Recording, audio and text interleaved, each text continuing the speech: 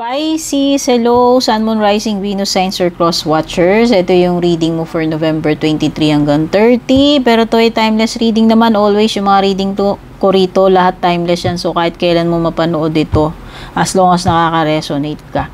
Maraming salamat kung ikaw ay nakapag-subscribe na, naka-like, follow na. At kung hindi pa, please don't forget to subscribe, like, follow.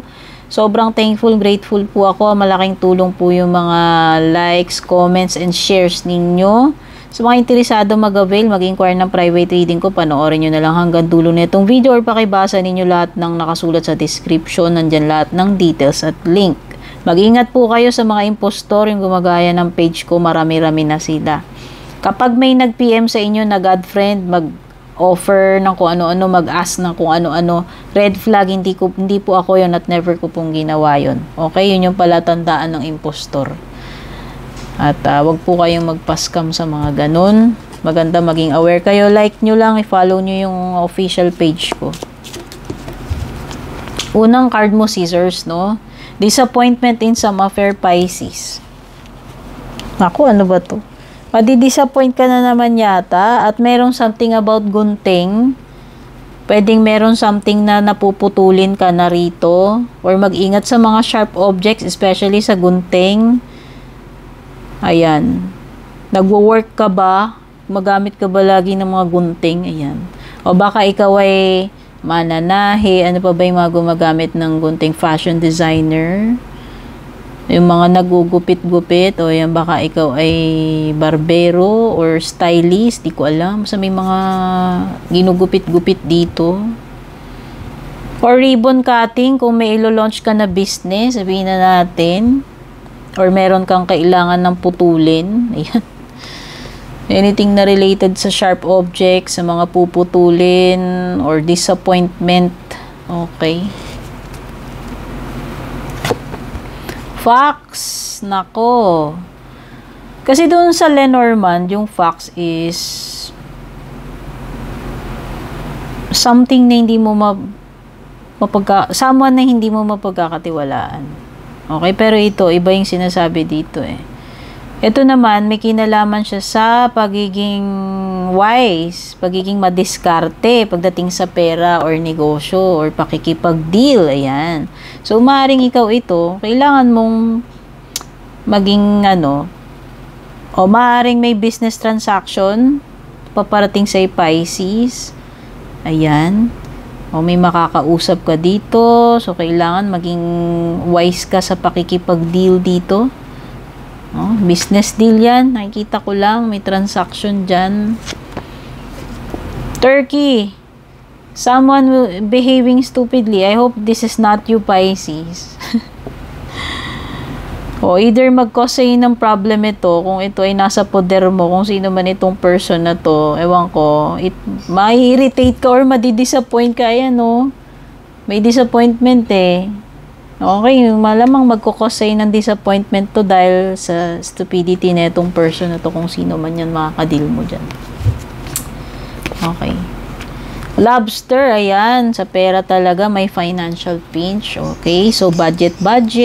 Syempre, huwag masyadong gastador. Yun lang yun. Mag-save ka ng money mo. Or kung hindi naman ganun ka-importante, huwag ka na lang munang bumili-bili o gumastos. Yun lang yung nakikita ko. Or maaaring this is an indication na baka mahirapan ka pagdating sa pera. Okay?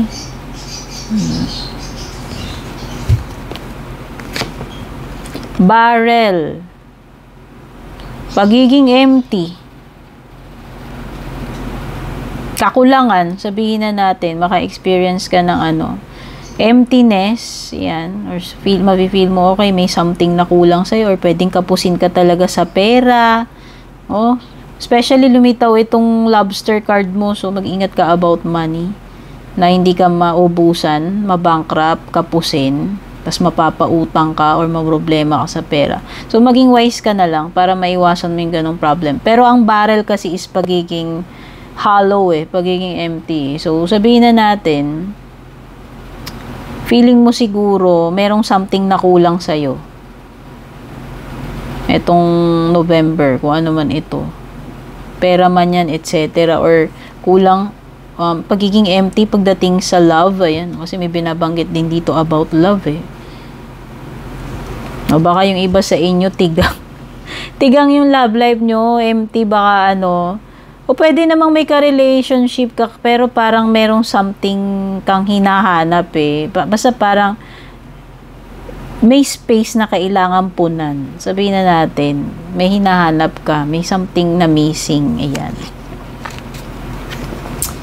Road, you are on the road to success. O yan, pwedeng pagbabiyahe rin. Ito kasi may road na binabanggit. Or pag may pagdadaanan ka man, Pisces, pero sabi na nga, ayan na nga yung success, paparating na sa'yo. Malapit mo nang marating yung peak ng mountain, okay?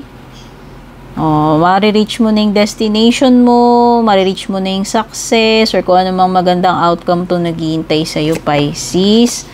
Dragon, ito yung mga self-delusion mo, o baka madelulo ka daw, Pisces. Beware of self-delusion. O yan, maliwanag yan, hindi ako nagsabi niyan yung card. Baka masyado ka nag-i-imagine dyan, nag-i-illusion. Baka madelulo ka, Pisces. So, dapat alam mo yung reality sa hindi. Rose, romance talaga. Ayan, nangangamoy pag-ibig sa iyo. Itong remaining days ng November. Romance is in the air, ayun. So, ayun naman pala, kung naghahanap ka, feeling empty ka, ayun naman pala may romance. So, sana mahanap mo yung hinahanap mo dito sa empty barrel na to, dito sa romance na paparating sa'yo if ever. Okay. Tignan na natin yung love life mo, Pisces.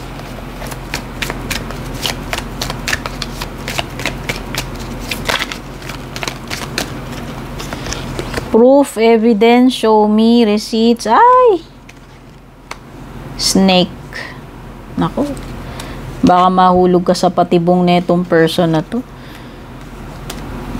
Excuse me. Tignan mo yung mga red flags ha. Ayan. Baka may red flag at baka hindi mo yan napapansin or nagbubulag-bulagan ka lang. May mga evidences na rito, Pisces.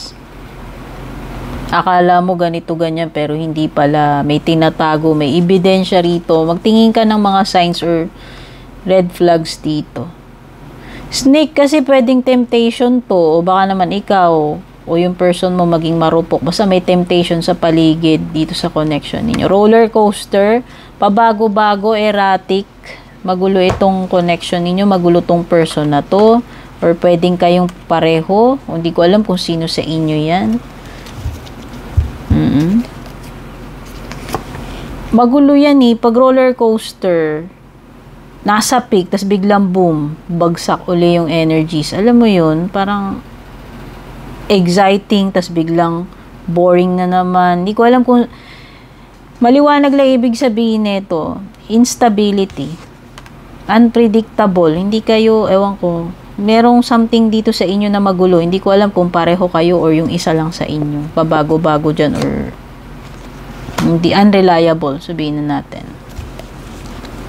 Okay. Pero meron ditong nagpapakita ng love eh. So, maaaring yung isa stable siya eh. Solid yung feelings niya, pero yung isa unpredictable. Yun lang yung red flag na sinasabi ko sa'yo. Kasi kung ikaw yung seryoso dito, kung ikaw tong may unconditional love, totoo ka, alam mo, sure ka sa nararamdaman mo, yung person, yung isa dito sa inyo, kung sino man sa inyo yan, siya yung hindi sure ball. Maliwanag yan. Okay? Ikaw ayan kalmado ka, alam mo yung sarili mo may peace card dito So ikaw alam mo sa sarili mo solid ka, or kung sino man yung solid sa inyong dalawa, yung true love. Pero merong isa ditong hindi stable, yun lang yung masasabi ko. Okay? Or maaaring meron something dito na makaapekto sa peace, sa samahan ninyo, kasi nga may ahas dito. Kung meron mang manunulot dito, umaali-aligid na mga agaw or temptation, maaaring yun yung makakasira ng katahimikan mo, ng relationship ninyo. So, yan yung mga dapat mong expectin itong remaining days ng November. pagdating sa love life mo. Tingnan pa natin yung ibang energies. Fire sign. O, baka may Aries, Leo, Sagittarius. Leo, to be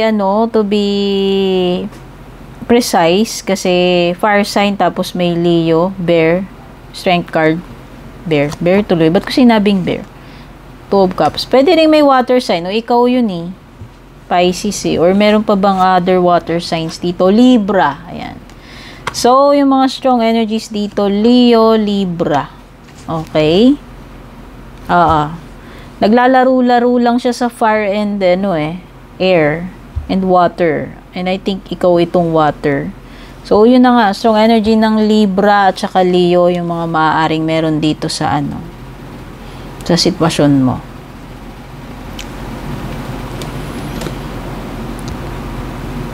Oy, merong dito. Mala soulmate energy, romantic connection, pagiging MU. Pareho ng nararamdaman, parehong nagkakagustuhan. Basta, definitely there is romantic connection dito. Or mala soulmate connection, kung soulmate nga talaga to, pwedeng si Libra, pwedeng si Leo, yung ka-soulmate mo or ka-connect mo rito. And nakikita ko dito, okay, may adventure, excitement, sa romantic man ito or hindi, ikaw man ito, may gusto ka bang i-pursue, ligawan, pag sa romantic, ito, very passionate ka rito, magme-make ka ng move dito or siya, ayan ba, siya yan or ikaw.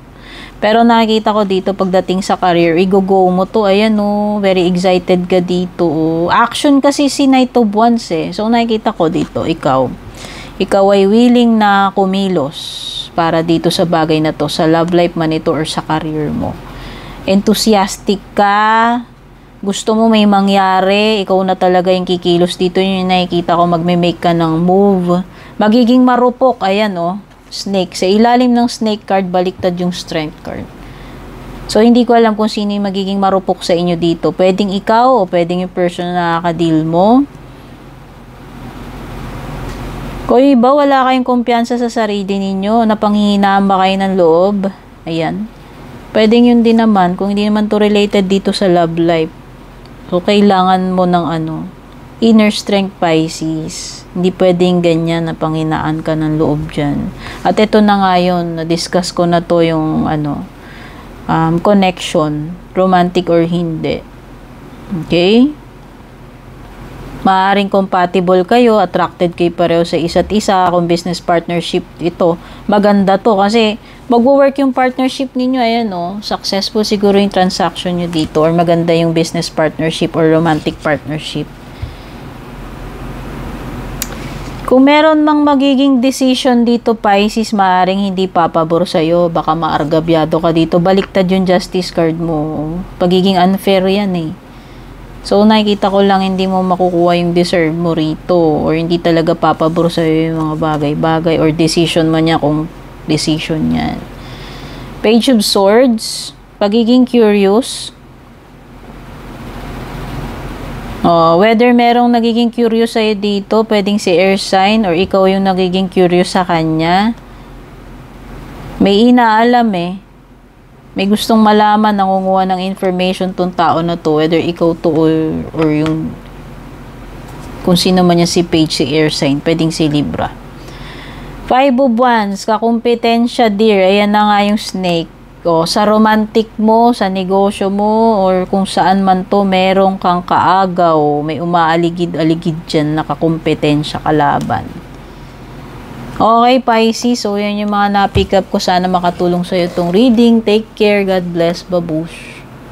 And kung balak nyo pong mag-book or mag-inquire ng personal readings ko, basahin nyo lamang po itong nakasulat sa screen or yung nakalagay sa description.